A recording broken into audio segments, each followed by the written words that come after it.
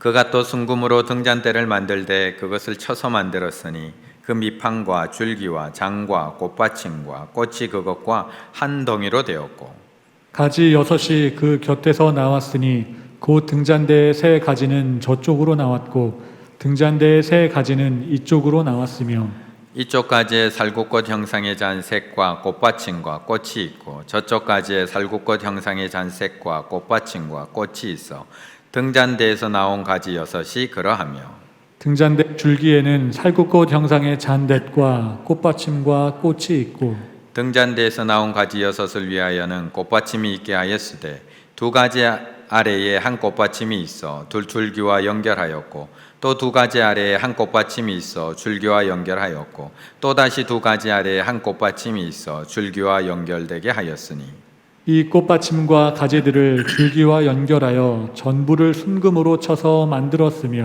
등잔 7곳과 그 불집게와 불똥 그릇을 순금으로 만들었으니 등잔대와 그 모든 기구는 순금 한 달란트로 만들었더라. 아멘. 지난달 6월 25일이 6.25 전쟁이 일어난 지 71주년 되는 그런 기념일이었습니다. 6.25 그 무서운 전쟁이 이 땅 가운데 일어난 지도 벌써 71년의 시간이 지나가고 있습니다. 우리 성도님들은 6.25 전쟁 하면 어떤 게 가장 먼저 떠오르시는지요? 아마 그 6.25 사변을 겪은 분들과 겪지 않은 분들이 생각하는 것들이 다 다를 것 같습니다. 하지만 6.25 전쟁 이야기를 하다 보면 늘 빠지지 않는 이야기 하나가 있습니다. 바로 인천 상륙작전 이야기입니다. 인천 상륙작전. 너무나 빠르게 내려온 북한군에게 어떻게 힘 한번 써보지 못하고 쭉 밀리다가 그 불리한 전세를 한 번에 역전시킨 이 인천 상륙작전. 당시의 상황은 낙동강까지 북한군이 다 몰려 내려온 그런 상황이었습니다. 한국군과 연합군들이 힘을 합쳐서 낙동강에 전선을 펴고 겨우 그 남은 지역을 지켜나가기 위해서 힘쓰고 애쓰고 있는 그런 상황. 더 이상 물러설 곳이 없었던 메가더 장군은 결국 미 합참과 미 해군의 반대에도 무릅쓰고 인천 상륙작전을 고집하게 됩니다. 사실 다 반대했던 작전입니다. 심지어는 미 해군 사령관 같은 경우는 이 작전의 성공률은 5000분의 1이다라고까지 이야기를 했습니다. 5000분의 1 성공률. 거의 실패할 거라고 예측을 한 작전. 왜냐하면 인천 앞바다의 조수 간만의 차가 우리나라에서 두 번째로 크다고 합니다. 그래서 너무나 조수 간만의 차가 클 뿐만 아니라 수로가 좁고 물이 빨리 빠져나가기 때문에 큰 함정들이 거기 있으면 다 결국에는 거기에 갇힐 수밖에 없는 일이 생길 수 있다는 겁니다.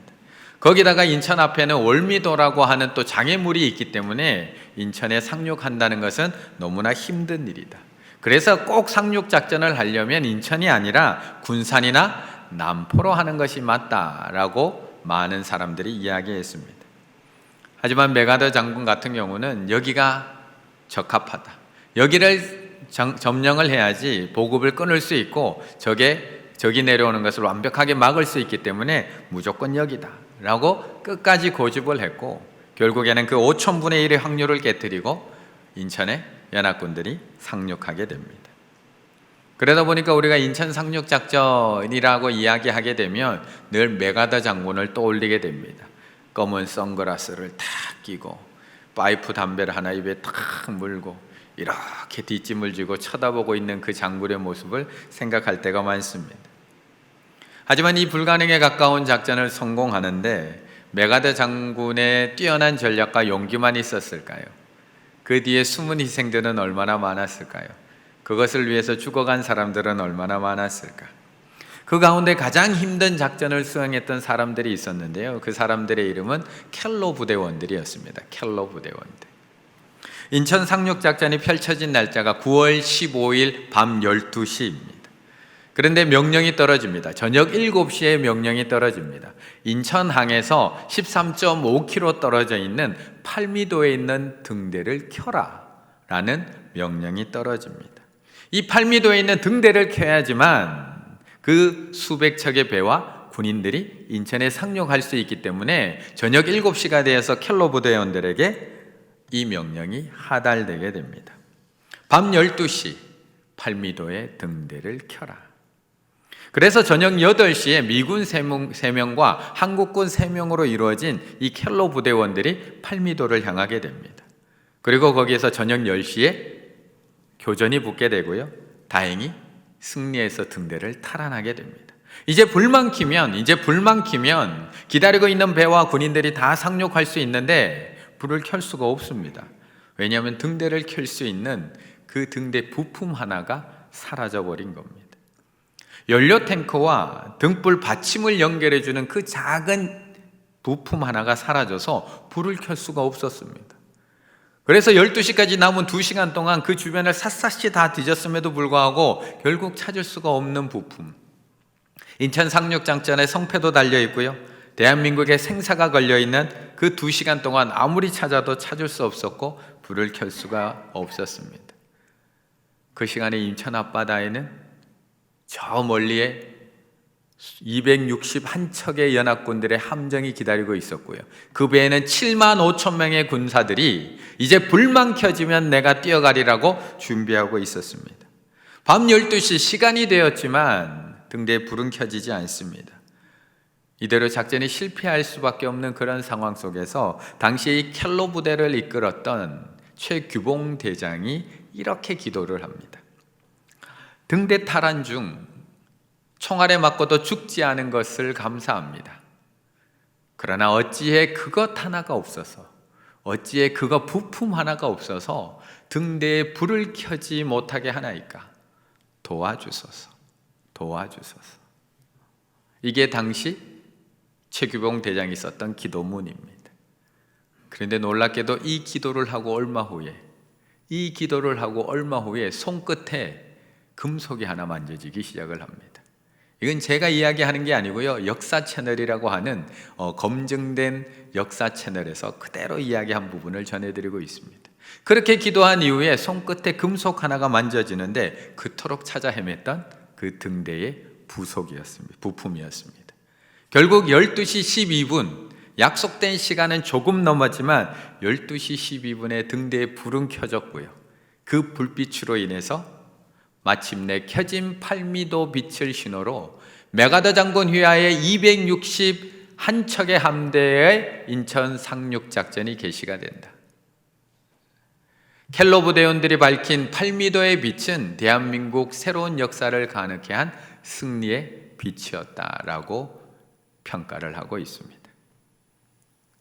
지금은 우리가 이렇게 환한 환경 속에서 살아가고 있어서 그 불빛, 한 줄기의 불빛의 소중함을 모르고 있지만 앞이 하나도 안 보이는 그 캄캄한 밤에 비춰주는 그 불빛 한 줄은 우리를 앞으로 나아갈 수 있게 만들어줍니다.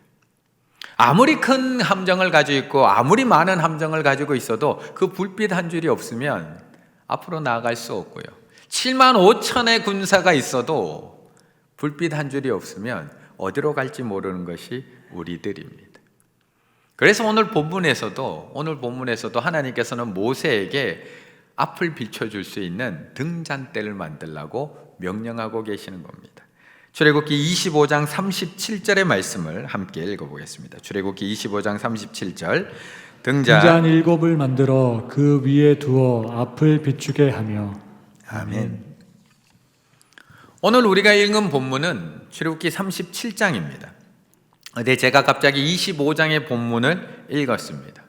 왜 갑자기 25장을 읽을까? 37장인데 라고 궁금해 하실 수도 있습니다. 그렇게 궁금증이 드는 분은 지금 성경을 잘 따라오고 계시는 분, 전혀 궁금증이 안 드시는 분은 목사님이 알아서 하시는가 보다 하고 지금 가시는 분. 그런데 이 두 본문은 연결되어 있습니다. 왜냐하면 출애굽기의 구조 자체가 이렇게 연결되는 구조로 가지고 있기 때문에 그렇습니다. 하나님의 명령과 그 명령에 대한 실행, 하나님의 명령과 그 명령에 대한 사람의 순종이 구조적으로 갖추어져 있기 때문에 그렇습니다.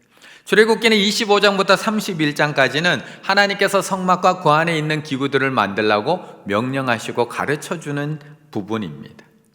그리고 나면 그 안에는 법궤 만드는 법, 성막 만드는 법, 범제단 만드는 법, 제사장 옷 만드는 법, 이렇게 만들라고 하나님께서 세세하게 설명해 주십니다. 그리고 나면 35절부터 오늘 읽은 37절 40장까지, 35장부터 40장까지는 그 하나님의 명령대로 우리가 이렇게 만들었어요, 하나님께서 말씀하신 대로 저희가 이렇게 순종해서 만들었어요 라고 그 만든 과정과 결과를 보여주고 있는 것이 35장부터 40장의 말씀. 오늘 본문의 등잔 때도 마찬가지입니다. 우리가 읽은 37장의 말씀은 하나님의 명령대로 어떻게 만들어졌는지를 담고 있습니다. 그런데 이 등잔대를 만들려고 하나님께서 명령하실 때 앞에 읽은 25장 37절 말씀, 이렇게 만들라고 하신 겁니다. 등잔 7을 만들어 그 위에 두어 어떻게 하라고요? 앞을 비추게 하며. 결국 이 등잔대의 목적은 앞을 비추게 하는 것이 이 등잔대의 목적입니다. 성막 안은 어둡습니다. 그냥 어두운 정도가 아니라 칠흑같이 완전한 암흑입니다. 단순히 창문이 없어서가 아니라 완전한 암흑. 왜냐하면 저렇게 위에 덮개까지 씌워져 있거든요. 사실 오늘 지금 이 순간 우리 본당에 불을 다 꺼도 여기 완전히 암흑되지 않습니다. 왜요? 창문으로 들어오는 빛들이 있기 때문에. 그런데 성막은 하나님께서 성막 위에다가 덮개를 4개나 씌우셨습니다. 첫 번째 덮개는 세마포 덮개, 두 번째는 염소털, 세 번째는 수장의 가죽, 마지막에는 잘 찢어지지 않는 해달의 가죽으로 덮개를 씌웁니다. 창문도 없는 데다가 덮개까지 씌웠으니 무엇이 보일까요? 물론 이렇게 4겹이나 덮개를 씌운 이유는 밖에서 불어오는 바람과 그런 날씨 변화와 비, 모든 것들로부터 이 성막을 보호하기 위해서 이렇게 씌운 것 맞습니다. 하지만 또 하나의 이유가 있다면, 하나님께서 이렇게 4겹이나 덮개를 씌운 또 하나의 이유가 있다면, 그것은 세상의 빛이 하나님이 계신 곳에 들어오지 못하게 하는 목적도 있었던 것입니다. 세상의 빛이 하나님이 계신 곳에 들어오지 못하게 완벽하게 막아놓고 있는 겁니다. 그래서 제사장은 이 성막 안으로 들어가면 아무것도 보이지가 않습니다. 완전한 암흑입니다. 한 치 앞도 볼 수 없고요, 어디에 뭐가 있는지도 찾을 수가 없습니다. 하나님 앞에 나아갈 수 없고요, 자기가 나아가야 될 방향을 잡을 수도 없습니다. 그래서 하나님께서는 이 등잔 7개를 가진 이 등잔대에 불을 켜서 그 제사장 앞을 비추라고 말씀하고 있는 겁니다. 또한 내 앞에 있는 떡상을 비추라고 말씀하고 있는 겁니다. 사실 성막 안에 들어가면 오늘은 등잔대를 살펴보고 있지만 그 바로 맞은편에 떡상이 놓여 있습니다. 북쪽에 떡상이 놓여 있습니다. 이 떡상에는 떡이 12개 놓여 있는데요, 6개 이스라엘의 12지파를 의미하는 떡 12개가 놓여 있습니다. 우리는 하나님의 백성입니다. 하나님의 속한, 하나님 앞에 드려진 자들입니다라는 의미가 있고요, 또 하나는 우리가 이 떡을 먹음으로 하나님 앞에 나아갈 수 있는 힘을 얻게 되는 그 떡상이 거기에 놓여 있습니다. 그래서 예수님께서도 이 땅에 오셔서 요한복음에서 뭐라고 자신을 이야기하느냐, 예수께서 이르시되 나는 생명의 떡이니. 그래서 예수님께서도 자신을 생명의 떡이라고 이야기하는 겁니다. 내게 오는 자는 결코 줄이지 아니할 터요, 나를 믿는 자는 영원히 목마르지 아니하리라. 예수님은 생명의 떡입니다. 이 생명의 떡을 먹는 자는 결코 줄이지 않습니다. 새 힘을 얻습니다. 다시 힘을 내서 하나님 앞에 나아갈 수 있는 새 힘을 공급받습니다. 그런데 만약 맞은편에 이 빛이 앞을 비추어주지 않는다면 이 떡을 찾을 수도, 이 떡을 만질 수도, 이 떡을 먹을 수도 없게 된다는 것입니다. 그래서 앞에 이 빛이 있어야 되는 겁니다. 이 생명의 빛이 그 앞을 비추어 주어야지만 그 떡을 찾아가서 그 떡을 먹고 힘을 얻고 하나님 앞에 나아갈 수 있는 것. 아무리 261척의 함대가 저 앞에 있어도 한 줄기 빛이 없으면 앞으로 나아갈 수 없고, 7만 5천의 군사가 기다리고 있어도 등대 불빛 하나가 없으면 상륙할 수 없는 것처럼, 그 불빛이 없으면 한 걸음도 나아갈 수가 없습니다. 캄캄한 이 성소 안에 등잔대의 빛은 그래서 생명의 빛일 수밖에 없습니다. 생명으로 나아가게 하는. 생명의 떡을 먹게 해주는 생명의 빛이고 하나님 앞으로 나아가게 만드는 그 길을 비춰주는 생명의 빛입니다. 그래서 나는 생명의 떡이라고 말씀하셨던 하나님께서 또 하나 나를 뭐라고 얘기하시죠? 요한복음 8장에서 예수께서 또 말씀하여 이르시되 나는 세상의 빛이니. 그래서 또 자신을 세상의 빛이라고 얘기하는 겁니다. 나를 따르는 자는 어둠에 다니지 아니하고 생명의 빛을 얻으리라. 그래서 그 예수 그리스도의 생명의 빛을 따라서 오늘 우리 성도님들은 이 자리에 나올 수 있게 된 겁니다. 그냥 나오신 게 아니고요, 하나님께서 비춰주신 그 빛을 따라서 이 자리에 나오실 수 있는 겁니다. 지금 말씀의 떡을 먹는 것도 그냥 먹으시는 것 같죠? 아니요. 이것도 성령의 조명하심, 성령의 빛을 비춰주심이 없으면 말씀의 떡을 찾을 수도 없고요, 알아들을 수도 없고요, 먹을 수도 없습니다. 그래서 예수님께서는 나는 세상의 빛이라고 말씀하고 있는 겁니다. 그런데 우리 예수님께서는 여기서도 한 걸음 더 나아가십니다. 어디까지 나아가시느냐? 나만 빛이 아니라 너희도 빛이란다 까지 나아가십니다. 마태복음 5장 14절 함께 읽을까요? 너희는 세상의 빛이라. 산 위에 있는 동네가 숨겨지지 못할 것이요. 아멘. 결국 그 빛 대신 주님으로 말미암아 하나님 앞에 나올 수 있는 우리들 또한 세상의 빛이라고 말씀합니다. 우리도 세상의 빛입니다. 물론 예수님의 빛과 우리의 빛은 근본적으로 다릅니다. 우리는 발광체, 광명체는 아닙니다. 하지만 빛 대신 예수 그리스도께서 내 안에 계시면, 그 발광체 대신 예수님이 내 안에 계시면 나도 빛이 날 수밖에 없다라고 말씀하고 있는 겁니다. 인간은 발광체가 아니다. 인간은 반사체이다. 그런 까닭에 인간은 발광체가 되시는 하나님을 만날 때에만 빛을 발하게 된다. 먼지도 태양빛을 받으면 빛이 난다고 말했는데, 먼지와 티끌조차도 태양빛을 받으면 빛을 발하는데 인간은 말할 것도 없다. 우리가 예수님을 만날 때 예수님의 영광의 광채를 받아서 빛을 발할 수 있게 된다. 우리는 반사체들입니다. 그래서 시내산에 올라갔던 모세, 두 번째 돌판을 받으러 시내산에 올라갔던 모세가 하나님의 영광을 보고 내려왔더니 얼굴에서 광채가 나는 겁니다. 수건으로도 가릴 수 없는 그 광채가 나는 겁니다. 스데반이 공회에 끌려가서 그 돌로 쳐 맞아 죽을 때에도 예수님의 모습을 보고 난 그 스데반의 얼굴에는 천사와 같은 광채가 날 수밖에 없었던 겁니다. 결국 내가 원하든 원하지 않든, 아유 난 그런 광채 안 났으면 좋겠는데, 내가 원하든 원하지 않든 예수 그리스도와 연결되어 있으면 우리는 빛이 될 수밖에 없다고 말씀하고 있는 겁니다. 18절의 말씀 한번 같이 읽을까요? 18절입니다. 가지 여섯이 그 곁에서 나왔으니 곧 등잔대의 세 가지는 저쪽으로 나왔고 등잔대의 세 가지는 이쪽으로 나왔으며. 아멘. 사실 우리가 살아가는 이 세상에는 수많은 등잔대, 수많은 촛대들이 너무나 많이 있습니다. 얼마나 많은지 아세요? 용인에 가면 등잔박물관이 있습니다. 등잔박물관, 한국 등잔박물관. 거기에 가시게 되면 신라시대 때부터 조선시대 때까지 사용된 등잔 300여 점이 전시되어 있습니다. 어떤 한 개인이 모으기 시작해서 이렇게 전시관까지 만들게 되었는데요, 가장 많이 사용되었고 가장 많이 남아있는 목재 등경부터 시작을 해서 노수로 만든 유기촛대 또는 도자 등잔, 또 우리 밤에 이렇게 드라마 같은 거 보시면 이렇게 앞에 하인이 이렇게 들고 가는 제등이라고, 요즘으로 치면 후레쉬와 같은 그런 등잔, 또 토기 등잔대에 이르기까지 많은 등잔대가 거기에 있습니다. 제가 그 중에서 가장 재미있게 이렇게 유심히 본 촛대가 하나 있는데 그게 뭐냐면 화촉입니다. 화촉. 저게 화촉이 조선시대 사용되었던 화촉입니다. 우리가 결혼식 할 때 지금 이제 신랑 신부 어머니 나오셔서 화촉의 불을 밝힘으로 오늘 결혼식을 시작하겠습니다 라고 얘기하는 화촉. 저는 그냥 화촉이라고 해서 그냥 예쁜 초, 그냥 남자는 파란색, 여자는 빨간색 이런 초 정도, 예쁘고 화려한 초 정도 생각을 했는데 저렇게 화려한 초더라고요.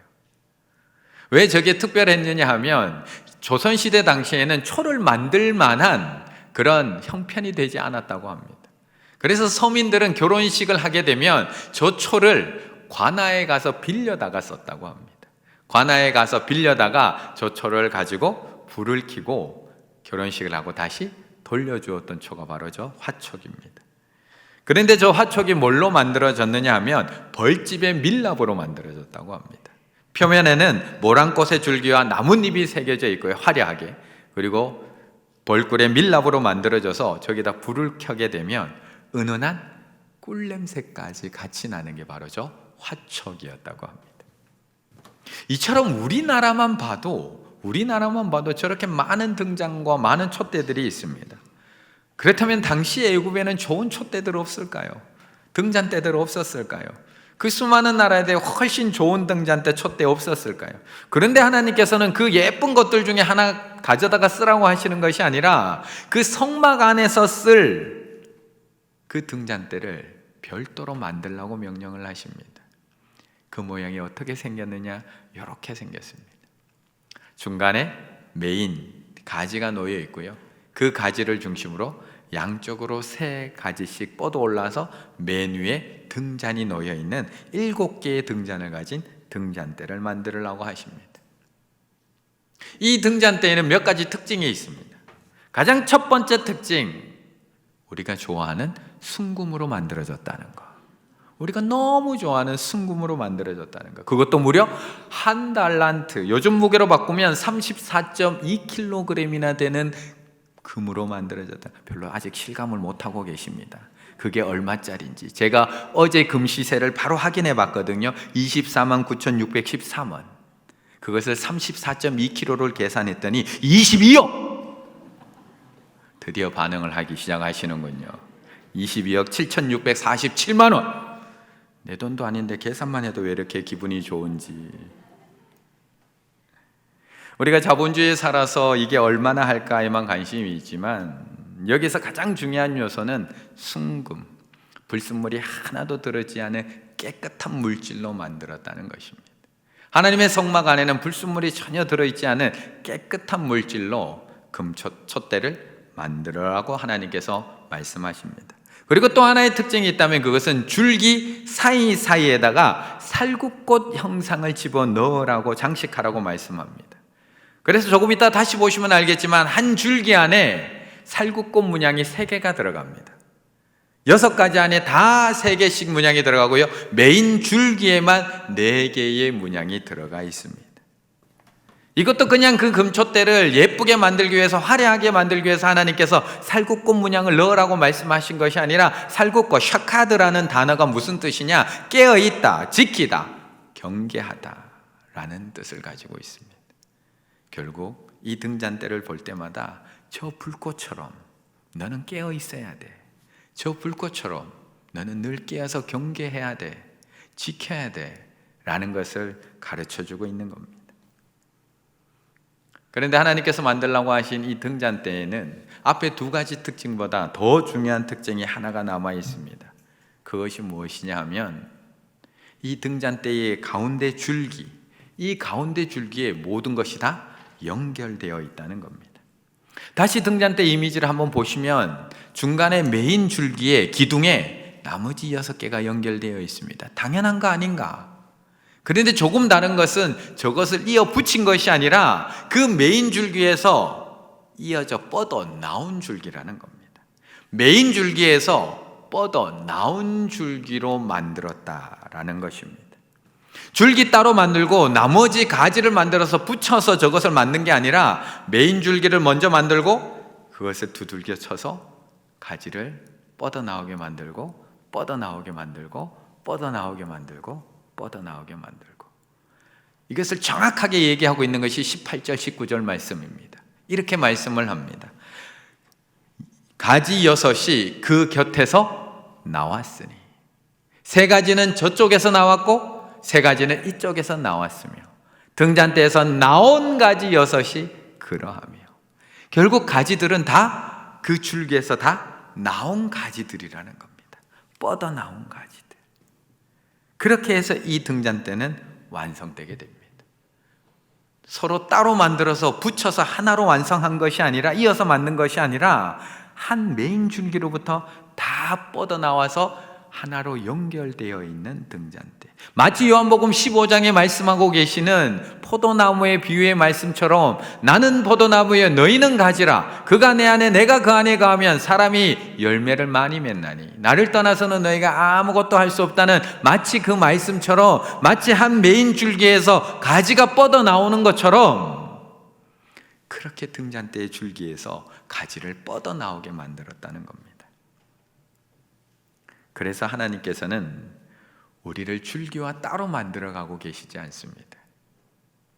우리를 줄기와 한 덩이로 만들어가고 계십니다. 메인 줄기와 우리를 한 덩이로. 17절의 말씀 함께 있습니다. 그가 또 순금으로 등잔대를 만들되 그것을 쳐서 만들었으니 그 밑판과 줄기와 잔과 꽃받침과 꽃이 그것과 한 덩이가 되었고. 아멘. 쳐서 만드는 겁니다. 한 덩이에서 만드는 겁니다. 결국 7개의 등잔을 가진 이 등잔대를 만들기 위해서는 한 줄기에서 6개의 가지가 나오도록 계속 두들겨서 만들어야 합니다. 만약 하나님께서 이 어려운 방법을 하라고 우리에게 시키지 않았다면, 만약 하나님께서 성경 속에서 모세에게 구체적으로 이것을 이렇게 나오도록 만들어, 이렇게 두들겨 쳐서 나오도록 만들어 한 덩어리에서 절대 떨어지면 안 돼, 한 덩어리가 되어야 돼 라고 가르쳐 주시지 않았다면 우리라면 이 방법 선택하지 않습니다. 왜요? 너무 힘들거든요. 우리가 선택하는 방법, 첫 번째는 주조였을 겁니다. 그 모양의 주형 틀을 만들어서 순금을 부어다가 딱 떼서 그 안에 한 덩이로 만드는 것이 우리가 선택하는 가장 쉬운 방법. 아니면 조립입니다. 메인 줄기 만들어 놓고 따로 만들어서 하나하나 이어붙이는, 땜질을 해서 이어붙이는 그 모양으로 만들었을 겁니다. 얼마나 쉬운 방법입니까? 틀 만들어 놓으면 언제든지 또 보면 또 만들 수 있는데요. 얼마나 효율적인 방법입니까? 그런데 하나님께서는 꼭 한 덩이에서 쳐서 만들라고 얘기합니다. 한 덩이에서 떨어지지 않게 쳐서 만들라고 얘기합니다. 22절에서는 한 번 더 확인시켜 줍니다. 이 꽃받침과 가지들을 줄기와 연결하여 전부를 순금으로 쳐서 만들었으며, 도대체 얼마를 쳐야 할까요? 도대체 얼마를 때려야 할까요? 모든 것이 한 덩이가 등잔대가 되려면 도대체 얼마나 두들기고 있어야 될까요? 한 줄기에서 6가지를 뽑아내는 것도 얼마나 두드려야 되는데 그 사이사이에 살구꽃 문양을 3개씩 넣어야 됩니다. 줄기에는 4개를 넣어야 됩니다. 얼마나 오래 두드려야 될까요? 얼마나 세심하게 두드려야 될까요? 조금이라도 실패하면 다시 처음부터 다시 뽑아 올려야 되는데요.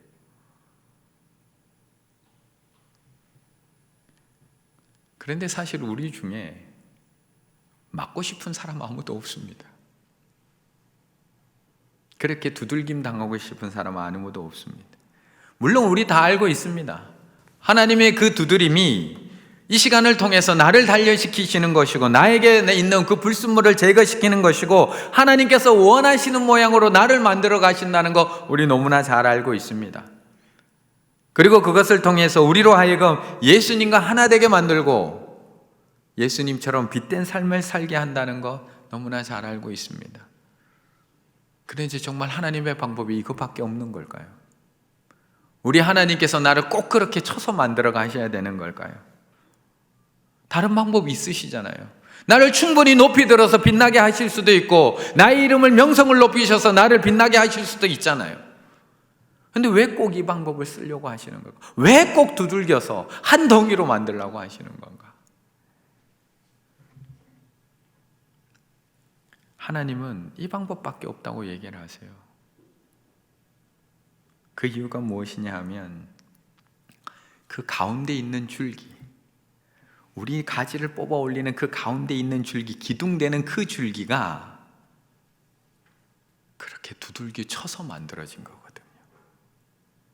그 중간에 있는 그 예수 그리스도의 그 줄기가 그렇게 망치로, 못으로 두들겨 쳐서 만들어진 거거든요. 그렇게 망치로 두들겨서 그렇게 쳐서 우리의 생명의 빛이 되셨거든요. 그래서 거기서 나온 가지들도 다 똑같이 두들겨 쳐야지만 그 생명의 빛을 발할 수 있거든요. 그래서 하나님은 한 덩이로 쳐서 만들라고 말씀하고 있는 겁니다. 망치질은 그분의 전공이었다. 그분은 목 박는 일이라면 이골이 나 있었다. 목수로서 그 기술을 훤히 깨고 있었다. 그리고 구주로서 그 의미를 분명히 아셨다. 자신의 희생으로 가리고 자신의 피로 덮고자 당신과 나의 죄를 매다는 것, 그것이 모세의 목적임은 그분은 아셨다. 그렇게 예수님은 친히 자기 스스로 망치를 내리치셨다. 하나님이 다른 방법이 없어서 자신의 아들을 십자가에 못 박았을까요? 하나님이 다른 방법이 없어서 자신의 하나밖에 없는 예수 그리스도를 두들겨서 십자가에 못 박게 했을까요? 예수님은 그렇게 십자가에 달림으로 스스로 자신을 십자가에 내려치심으로 말미암아 우리의 생명의 빛이 되십니다. 예수님은 그렇게 자신을 망치질 하심으로 말미암아 우리의 빛이 되셨다면 우리는 어떻게 해야지 빛이 될 수 있을까요? 예수님께서 십자가의 고난을 통해서 우리에게 복음의 빛이 되시고 생명의 빛이 되시고 부활의 빛이 되셨다면 우리는 어떤 방법으로 그 빛이 될 수 있을까요? 어떤 방법으로 우리는 생명의 빛을 비춰줄 수 있을까요? 그런데 우리는 자꾸 내가 발광체가 되려고 합니다. 내가 나의 힘으로 성공을 통해서 나의 부를 통해서 나의 능력을 통해서 나의 명성을 통해서 내 자녀의 성공을 통해서 우리는 빛을 내려고 합니다. 예수 그리스도는 십자가에 못 박힘으로 우리에게 하나님께 나아갈 수 있는 생명의 빛을 비춰줬는데 우리는 그 빛이 아니라 세상의 빛, 그것과 전혀 상관없는 세상의 성공의 빛을 통해서 다른 사람을 자꾸 비춰주려고 하고 있다는 겁니다. 분명히 성막은 세상의 빛이 못 들어오도록 내 곁으로 완전히 덮여 있습니다. 세상의 빛은 완전히 차단되어 있고 오롯이 하나님 앞에 드려지는 순전한 기름의 태움으로 그 빛은 비춰질 수 있었습니다. 그런데 우리는 자꾸 세상의 빛을 통해서 누군가의 길을 자꾸 비춰주려고 합니다. 이렇게 해서 성공할 수 있어, 저렇게 해서 잘 살 수 있어. 그래서 하나님은 오늘도 우리를 망치질하고 계시는 겁니다. 예수 그리스도의 줄기에서 나온 등잔대가 되도록, 예수 그리스도의 줄기에서 나온 등잔대가 되어서 예수 그리스도가 비춰줬던 생명의 빛을 비춰줄 수 있는 그 빛이 될 수 있도록 오늘도 우리를 하나님께서는 두들기고 계시는 겁니다. 그래야지만 세상의 빛이 아니라 십자가의 빛을 비추어 줄 수 있는 등잔대가 될 수 있기 때문에 그렇습니다. 대장장이는 시뻘겋게 달궈진 금속을 집어들어서 한 곳에만 너무 자주 망치질하지 않도록 잘 살펴본다. 또 정확한 때에 망치질을 하도록 이리저리 뒤집는다. 그는 원하는 모양을 얻을 때까지 금속을 뒤집고 불리고 단련하는 일을 계속한다. 마찬가지로 하나님의 영혼을 붙들어서 그렇게 단련하신다.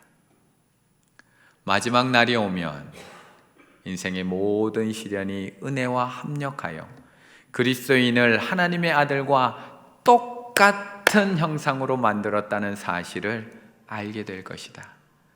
당차 그 영광스러운 목적이 온전히 이루어지는 그 순간 그리스도인은 깰 때에 주의 형상으로 만족하리이다. 내가 그 고난의 속에서 힘들고 어렵고 눈물 흘리고 있었지만 그 고난이 끝나고 깰 때에 하나님 앞에 서는 그 순간, 아, 내가 예수님을 닮은 모습으로 서 있구나. 내가 예수님을 닮은 형상을 가지게 되었구나. 그것으로 만족하리이다. 라는 말씀대로 그분의 형상을 담게 될 것이다. 오늘은 십자가에서 예수님을 얼마나 닮아가고 계시는가요? 오늘은 십자가에서 예수님과 얼마나 한 덩이가 되어가고 계시는가요? 사실 아직도 저뿐만 아니라 우리 모두는 온전한 예수님의 형상을 가졌다라고 이야기하기가 너무나 부끄럽습니다. 하지만 삶의 한 절이라도, 내 삶의 작은 한 부분만이라도, 사랑만이라도, 화평만이라도, 온유만이라도, 오래 참음만이라도, 절제만이라도, 삶의 그 작은 한 부분만이라도 예수님처럼 닮아가기 위해서, 한 덩이가 되기 위해서 우리가 애쓰며 노력한다면 누군가의 길을 그 생명의 빛으로 비춰줄 수 있는 하나님의 자녀들이 될 줄로 믿습니다. 우리가 아직 비록 그 모습을 갖추기에는 너무나 부끄러운 모습이지만 오늘도 하나님, 주님 닮아가고 싶어요. 어제까지는 요만큼까지밖에 참지 못했지만 오늘은 삶의 한 절 조금 더 참고 싶어요. 오늘은 조금 더 사랑하고 싶어요. 오늘은 조금 더 절제하고 인내하고 싶어요. 하나님 앞에 그렇게 기도하시며 예수 그리스도의 모습을 삶의 한 절이라도 더 닮아가시는 우리 충일의 가족들 다 되시기를 간절히 바라겠습니다.